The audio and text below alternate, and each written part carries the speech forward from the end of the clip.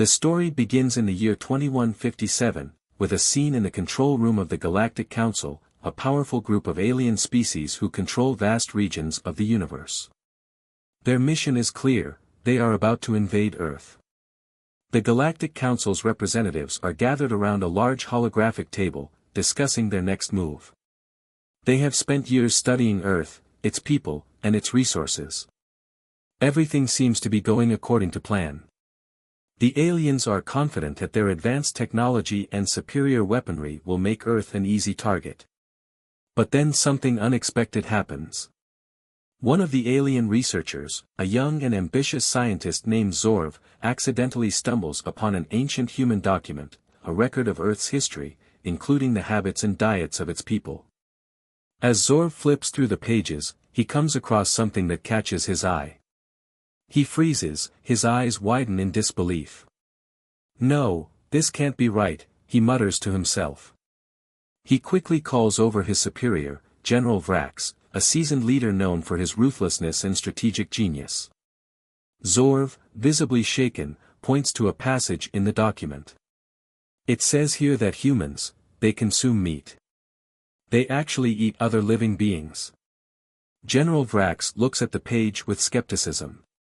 He's heard of many strange things about humans, but this is something he never expected. The Council had always believed humans were primitive, but this new information sends shockwaves through the room. Zorv continues, his voice filled with awe and horror. They don't just eat plants and fruits like most species. They actively hunt and eat other animals. And, from what I've gathered, some even used to eat each other, in the past. The room falls silent. The leaders of the Galactic Council exchange uneasy glances. The idea of a species that not only survives by consuming other creatures but thrives by doing so is foreign and terrifying to them. Most of these aliens have evolved past the need to consume other life forms for sustenance. Their civilizations rely on energy, synthetic foods, and peaceful coexistence with nature. The very idea that humans have survived, and even thrived, by such brutal means makes them question everything they thought they knew about this seemingly primitive species. General Vrax, however, doesn't take the news lightly. He slams his fist on the table, causing the holographic images to flicker. This is not just barbaric, Zorv. This is dangerous. A species that eats other life forms in such a way is capable of anything. We cannot afford to underestimate them. The room erupts into heated debate. Some of the council members argue that Earth's technological advancement is still far behind theirs, that a few dangerous habits should not be reason enough to label humans a threat. But others are deeply disturbed by what they've learned. They believe that any species capable of such behavior could be a danger to the entire galaxy. The question is, Zorv adds, his voice trembling slightly, how did they evolve like this? How did they survive for so long, despite such brutal instincts? General Vrax stands tall, his glowing red eyes fixed on the hologram of Earth. We've seen their warlike history, their brutal past. But this new revelation changes everything. It's not just their technology or their weapons that we need to fear. It's their survival instinct. He pauses, letting the weight of his words sink in. The council members lean in, eager to hear more. If they've evolved to such an extent, with this kind of hunger, what else might they be capable of? What if they start feeding on us? We can't let them reach their full potential. Earth must be destroyed, now.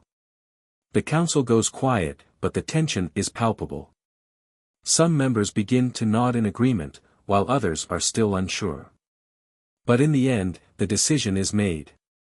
Earth's fate is sealed. The next few moments are filled with hushed whispers and frantic calculations. General Vrax orders the immediate deployment of warships to Earth. Prepare the fleet, he commands. We leave at once. We must strike before they realize the threat we pose. Just as the meeting begins to adjourn, a final, chilling message flashes across the screen: the Earth is not just a threat, it's a ticking time bomb. The Galactic Council's attack on Earth has begun. As Earth braces for the Galactic Council's impending attack, the story shifts to a small human resistance group. Led by Captain Aidan Walker, a tall and confident soldier with a deep sense of loyalty to his planet, the group is determined to protect their home. They know they are severely outgunned and outmatched by the aliens' advanced technology, but they also know that humanity's greatest strength lies in its will to survive. Aidan, though physically strong, is struggling emotionally after the loss of his brother, Ben, in an earlier battle against a different alien faction. This loss has left a scar on him, but it has also hardened his resolve. He's determined to never let Earth fall into alien hands, no matter what the cost. The camera follows Aidan and his team as they prepare for the worst. The underground base is filled with soldiers, engineers, and civilians working together in tense silence, knowing that a fight is coming like nothing they've faced before. As Aidan walks through the corridors, he notices the faces of the civilians, people who have never fought before, who have only lived peaceful lives, now preparing themselves for war. The fear in their eyes is palpable, but so is the determination. This is humanity's last stand. While Aidan's team prepares, we're introduced to a new character, an alien diplomat named Zora, sent by the Galactic Council to negotiate Earth's surrender.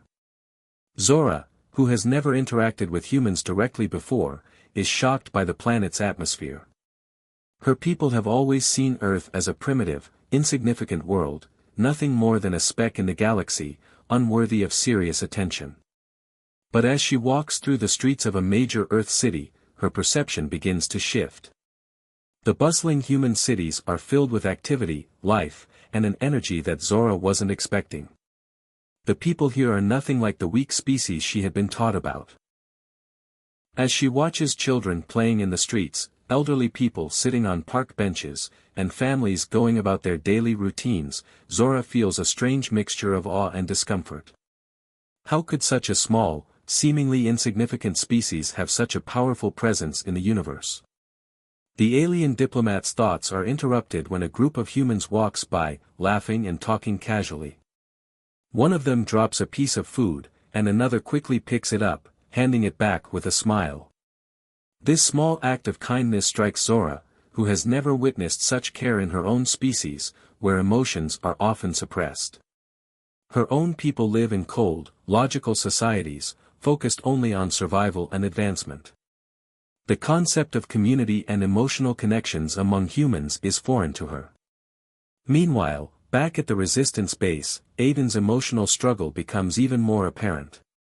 He's sitting alone in a dimly lit room, staring at a picture of his late brother. The image shows Ben, wearing a uniform and smiling, a reminder of the carefree days before the war. Aidan's hands tremble as he holds the photo, his mind racing with memories. He remembers their last conversation, when Ben told him he was ready to fight for Earth, no matter the cost. Ben's words echo in his mind, "If we die together, brother. But we will make sure Earth survives." Aidan's eyes fill with tears, but he quickly wipes them away. He can't afford to show weakness. His brother's death must drive him to do what's necessary to protect their world. But the pain is overwhelming. Just as he stands up to head back to the command center, one of his soldiers, Private Lila, enters the room. She's young, eager, and full of hope, but even she can see the weight on Aidan's shoulders. "You okay, Captain?" she asks gently, concern in her voice. Aidan forces a smile, hiding the depth of his grief. "Yeah," he replies, "I'm just thinking about how much we have to lose." Lila doesn't press him further but instead says something that catches him off guard. "You know, sir, it's not just the soldiers who are ready to fight. Even the kids, the old folks, they all want to help. Everyone's doing what they can. Even if it's just making sure the weapons are ready or helping us move supplies, they're all in this with us. We're a family." Aidan stares at her for a moment, taking in her words. Something shifts in him. He had been focused solely on the fight, but Lila reminded him of something important. Humanity's strength doesn't lie just in its weapons or soldiers. It's in the spirit of the people, the shared bond that ties them together. As the night approaches, the tension grows. Earth's skies darken with the shadows of alien warships on the horizon, but Aiden and his team are ready. In the command center, Aiden looks at his soldiers, his family, and gives them one last speech before they march into battle. His voice cracks slightly, but his determination is unwavering. We might be outnumbered. We might be outgunned. But we've got something the aliens will never understand. We fight for each other. We fight for Earth. And no matter what happens, we never give up. We win together or we die together. The words ring in the air, and for a moment, all doubt seemed to vanish. The soldiers are ready. The humans are ready. Meanwhile, Zora stands aboard her ship, looking out at Earth, deep in thought. The cultural shock she's experienced has shaken her beliefs, but her mission is clear. Earth must be defeated, there is no other option. But deep down, she wonders, can they win this fight? And more importantly, should they? The tension in the air is thick as the first signs of the Galactic Council's massive fleet appear over Earth's atmosphere. Thousands of alien warships, each one bristling with advanced weapons and technology, hover menacingly above the planet. The night sky is illuminated by their powerful engines, casting an eerie glow over cities that were once peaceful and full of life. Earth's defenses, while strong, are no match for the overwhelming force they are about to face. Yet, the humans are determined to fight, knowing this is their last chance to survive. Captain Aiden Walker stands at the helm of the underground command center, surrounded by his soldiers and engineers, all working tirelessly to prepare for the inevitable. The screens show the alien warships descending towards Earth, and Aiden's mind races. The Resistance's strategy is simple: strike hard and fast, hit them where it hurts, and make them think twice about attacking. But the odds are heavily stacked against them. The Galactic Council's ships are far superior, and even the best human technology has its limits. Suddenly, the sound of alarms fills the command center. A warning flashes across the screens: enemy fleet entering Earth's atmosphere.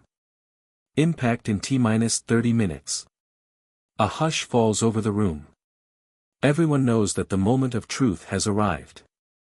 Aiden's heart pounds in his chest, but he doesn't let fear show. He turns to his team, his voice steady and commanding. This is it. We fight to the end, for Earth, for everyone we've lost. It's our time. Outside, the first wave of alien ships releases a barrage of laser beams, targeting major cities across the globe. The Earth's defenses fire back, but it's like trying to stop a tidal wave with a pebble. The alien ships are too fast, too powerful. Buildings explode in fiery chaos as laser blasts rip through the air, sending plumes of smoke and debris into the sky. The sound of destruction is deafening, but amid the chaos, the Resistance fighters push forward with their counteroffensive. Aiden leads a group of soldiers to an old military base, where Earth's most powerful weapons are stored. Their mission is clear: destroy the enemy flagship before it can fully deploy its weaponry. The journey to the base is perilous. Alien drones, sleek and deadly, patrol the skies, scanning for any human resistance. The soldiers move in silence, relying on their cloaking devices to stay hidden from the enemy's detection. Every step feels like it could be their last, and the tension builds with each passing second. As they approach the base, a loud explosion shakes the ground. A drone has spotted them. Within seconds, the soldiers are under fire, and the night erupts into chaos.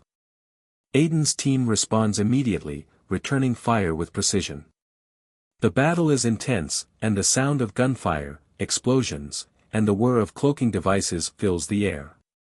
The soldiers move quickly, using every tool and trick they've learned to survive.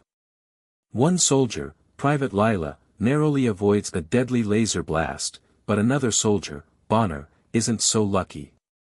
He's hit in the chest and falls to the ground, his body jerking violently from the impact. Aiden reaches him just in time, but Bonner is already gone. No!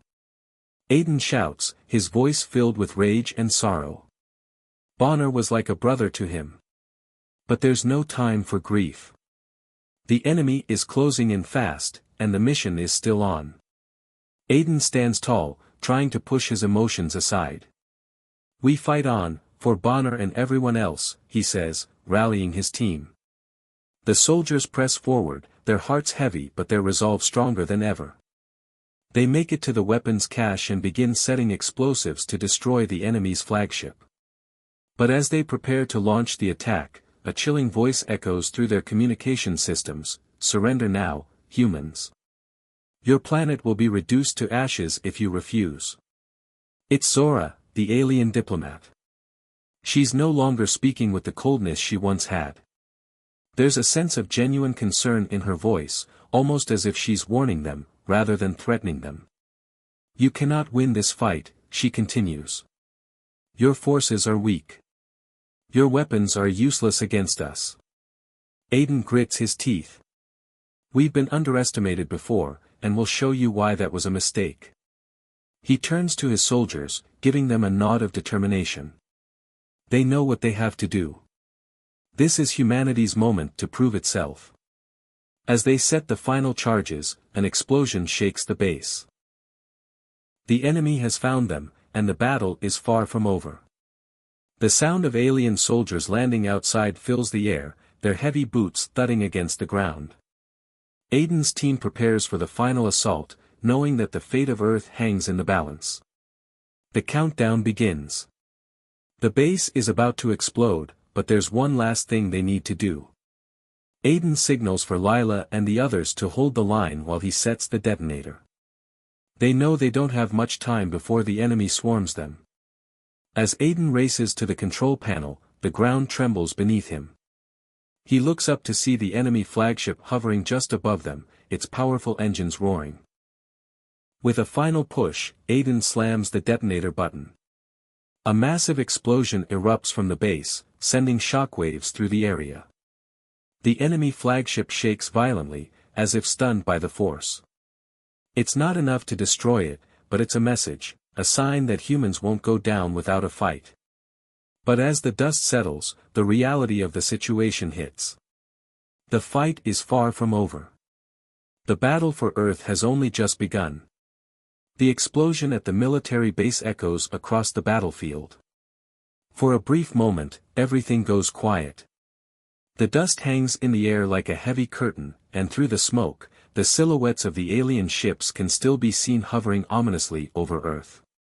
The humans have dealt a small blow, but it's far from enough. Aiden stands amid the wreckage, his heart racing. He's lost soldiers, friends, and their mission is far from complete. But something in him refuses to give up. This is humanity's fight. We will fight for every last breath. The response from the Galactic Council is swift. Waves of alien troops begin to land across the globe. Each wave is more powerful than the last, and Earth's cities continue to crumble under the relentless onslaught.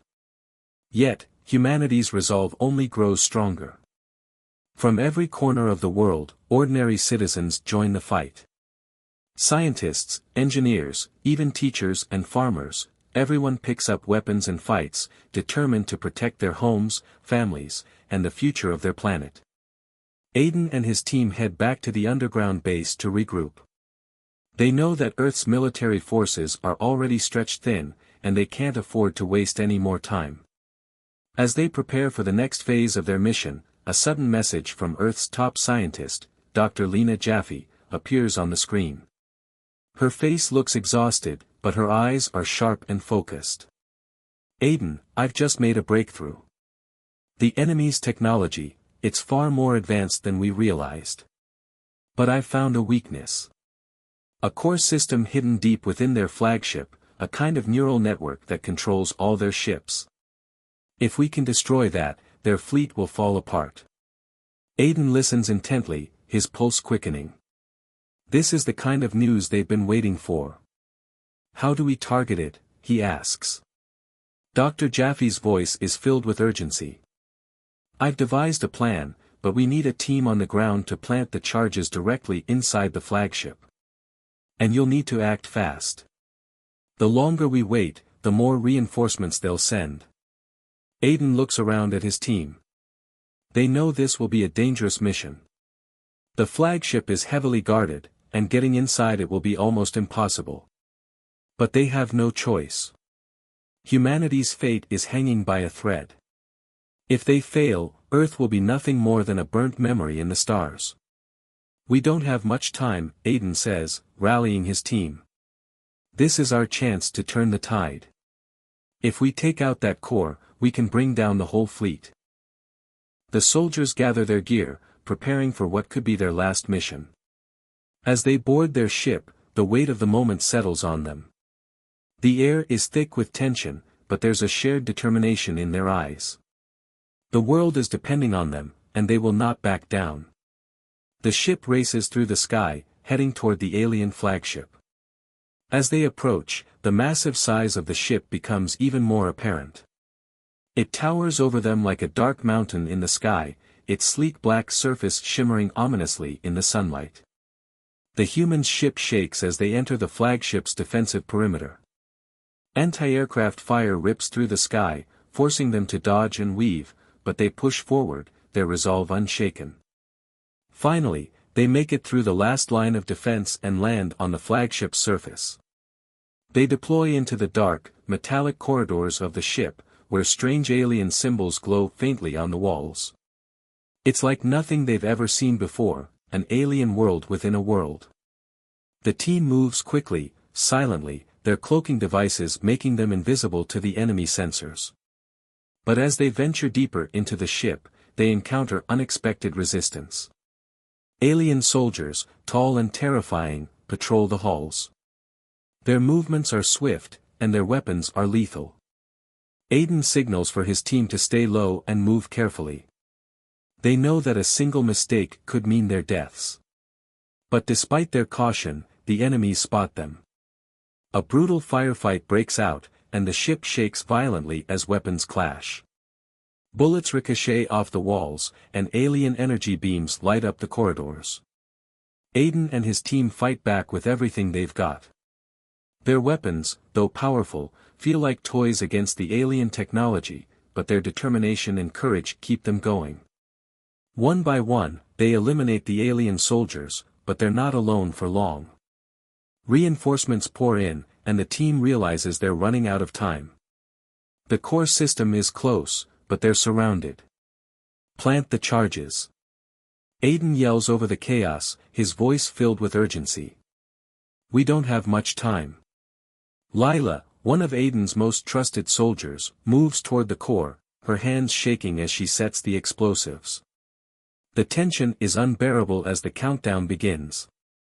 Each second feels like an eternity. The sound of alien ships approaching grows louder, and the air is thick with danger.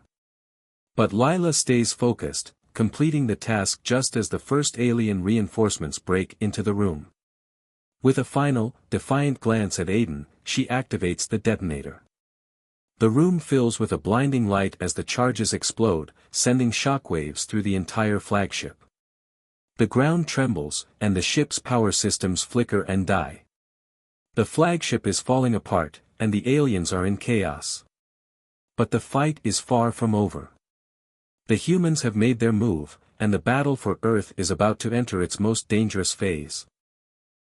As Aiden and his team race to escape the crumbling ship, the revelation is clear: humanity's fight is only beginning.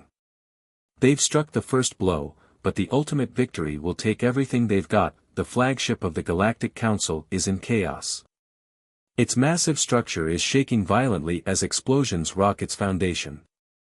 Aiden and his team barely escape the blast, running through the dark, winding corridors of the ship. The sound of alarms fills the air, and red emergency lights flash ominously along the walls. Every step they take feels heavier, every breath more difficult to catch. The mission is far from over. We need to get out of here. Aiden shouts, his voice strained but determined. The team has just planted the explosive charges that will bring the flagship down, but they know that their chances of survival are slim. The aliens will be coming for them, and they're not sure how much time they have before the whole ship collapses. As they race toward the exit, the ground beneath their feet trembles once more.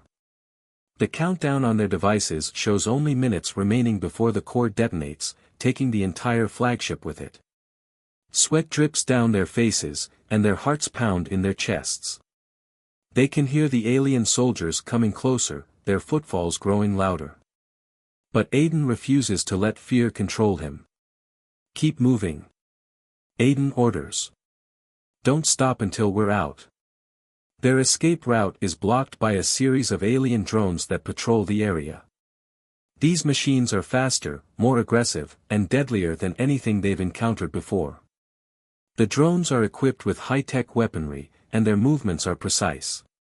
The humans are outnumbered, and the only thing standing between them and death is their determination. Get down.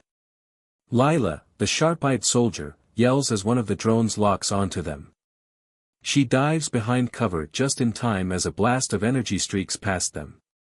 The team takes cover, returning fire with everything they have. Their weapons are powerful, but the drone's shields make them difficult to take down. The air is thick with the smell of burning metal as Aiden fires his rifle, trying to disable the machines one by one. But just when it seems like they might be overwhelmed, something unexpected happens. The ship's alarms grow louder, and a deep, rumbling sound shakes the walls. The flagship's core is nearing its detonation. In a desperate attempt to stop the humans, the alien commander, a tall and menacing figure, appears on the ship's communication screen. You cannot defeat us, the commander's voice echoes throughout the ship. We are the future of the galaxy. Your primitive weapons are useless. Aiden looks up at the screen, his face hardening with resolve. He's heard these kinds of threats before, but this time, he knows it's different. Humanity has fought back. And they will not back down. You're wrong, Aiden says coldly, his voice steady. This is our world, and we will protect it. Your reign ends today. With a final burst of energy, Aiden and his team push forward. The drones are relentless, but the humans are just as determined. Every shot they take, every inch they gain brings them closer to the escape pods. The countdown on their devices ticks down, and the pressure is overwhelming. The flagship is falling apart, but they can't stop now. Not when they're so close. Finally, they reach the escape pods, but the team is not alone. Alien soldiers stand between them and their freedom. There's no time to waste. Aiden gives one last order, fight to the end. The battle is intense. The humans are fighting for their lives, but the aliens are not giving up easily. The sound of clashing weapons fills the air as Aiden and his team charge forward. They know that this might be their last stand, but they fight with everything they've got. The aliens are strong, but the humans have something they don't, willpower. The explosion in the distance is deafening. The flagship is collapsing. But Aiden and his team manage to break through the final line of defense. They jump into the escape pods, their hearts pounding with adrenaline. As the pods are launched into space, they watch the flagship in the distance. The massive ship that was once a symbol of alien power is now a fiery wreck, crumbling under the weight of its own destruction. Aiden exhales deeply, his face a mix of exhaustion and relief. They've done it. The flagship is gone. The battle is over. But the war is far from finished. As the escape pods speed away from the wreckage, Aiden looks out the window at the vastness of space. The galaxy is still filled with dangers, and the Galactic Council will not give up easily. But for the first time, humanity has shown that it can stand toe-to-toe with the most advanced forces in the universe. We've won this battle, Aiden says quietly, his voice filled with pride. But we've got a long road ahead of us. The camera pans out, showing the escape pods drifting through space, far from the destruction of the flagship. But Aiden's words linger in the air, a reminder that this fight is far from over. Humanity may have struck a decisive blow, but the true war for survival is only just beginning. As the escape pods drifted further from the fiery wreckage of the Galactic Council's flagship, Aiden couldn't help but glance back through the small porthole. The image of the massive ship slowly being torn apart by the explosion stayed in his mind. The once imposing structure that had served as the symbol of alien dominance was now nothing more than a cloud of smoke and debris floating aimlessly in space. Humanity had delivered a blow that no one would forget. Did we really just do that? Lila's voice broke through the silence, filled with a mixture of disbelief and awe. She had been with Aiden since the beginning, and even now, the full scope of their victory was almost impossible to comprehend. The humans had faced overwhelming odds and triumphed, but the question remained, had they truly changed the course of the war? Aiden leaned back in his seat, the exhaustion of the past few hours weighing heavily on his shoulders. His fingers gently grazed the communication console in front of him, where a message was flashing, a signal from Earth. He pressed the button, and the screen came to life, showing the familiar face of General Walker, one of the top leaders of the human military.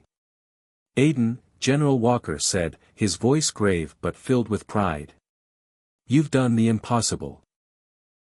The Galactic Council's flagship is gone, and their forces are in disarray. We've received reports from across the galaxy. Humanity's victory is being celebrated everywhere.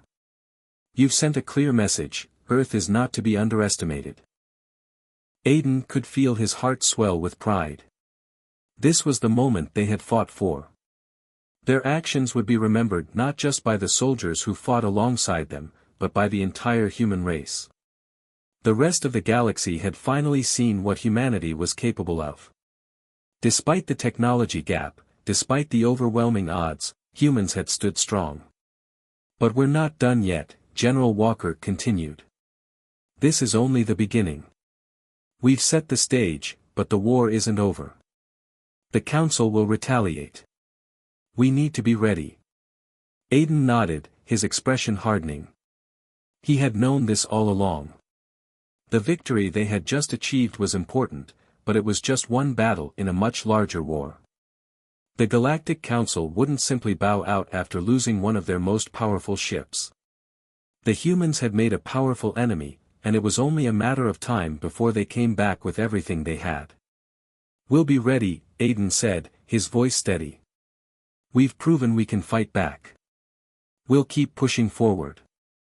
The communication ended, and the pod's interior grew quiet again.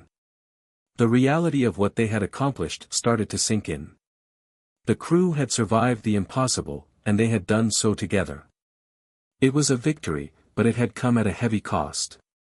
They had lost comrades, soldiers who had fought by their side, brave men and women who had given their lives for this cause. Aiden's mind flashed to Bonner, his close friend who had been killed during the escape.